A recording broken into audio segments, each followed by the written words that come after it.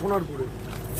আমরা কবিতা লিখি না, আমরা রাস্তায় চলি তো, আমরা কবিতা নাটক ফটক লিখি না, আমরা নাটক কবিতা টবিতা লিখি না যে তাদের ফ্যান হয়ে যেতে হবে। আমরা রাস্তায় চলি। হামলা হয়েছে, যে হামলাটা হয়েছে এটা আজকে পশ্চিমবাংলার ললেসনেস কোন জায়গায় সেটা প্রমাণ করে দিল। ললেসনেস কোন জায়গায়? অভিষেকের সিকিউরিটি আগে তুলে দিয়েছিল, একটা জেড প্লাস সিকিউরিটি। অভিষেক চোখে তো জানেন অপারেশন, চোখ সুস্থ চোখ নয়, আজ তাকে সেইখানে আঘাত করা হয়েছে। চোখকে উদ্দেশ্য করে ডিম ছোড়া হয়েছে, ইট ছোড়া হয়েছে। এটা কি পশ্চিমবাংলার রাজনীতি? আজ পর্যন্ত কোনোদিন দেখেছেন?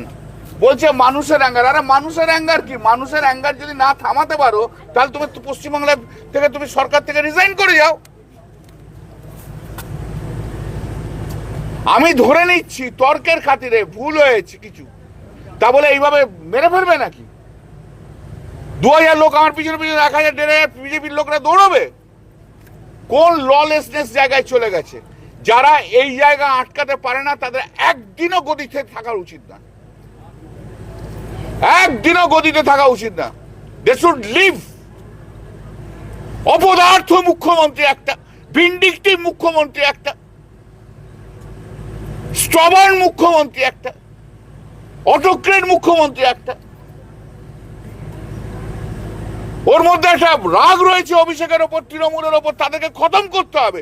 বিজেপি বিরোধী দল তৃণমূল কংগ্রেস তাকে রাজনীতি করতে দেব না, এটাই হচ্ছে তার policy. Complete lawlessness, complete lawlessness আজকে পশ্চিমবাংলায় রয়েছে। মানুষ দেখছে। আপনারাও তো সাংবাদিক, দীর্ঘদিন ধরে সাংবাদিকতা করেছেন, কোনোদিন পশ্চিমবাংলায় এই হাল দেখেছেন? আজ পশ্চিমবাংলায় 1 মাসও হয়নি, 21 দিনে 22 দিন না 23 দিন, তার মধ্যে এই অবস্থা। এটা অপদার্থ সরকার বসে রয়েছে পশ্চিমবাংলায়, ভিন্ডিকটিভ সরকার। দিলীপ ঘোষ বলছে এবারে পুরসভা এবং পঞ্চায়েতগুলো দখল নেবে। দেখো, ওদের গুন্ডামির কাছে তো কেউ পারবে না। এরা গুন্ডামির চূড়ান্ত জায়গায় আছে, ভবিষ্যতে মানুষ বুঝে নেবে।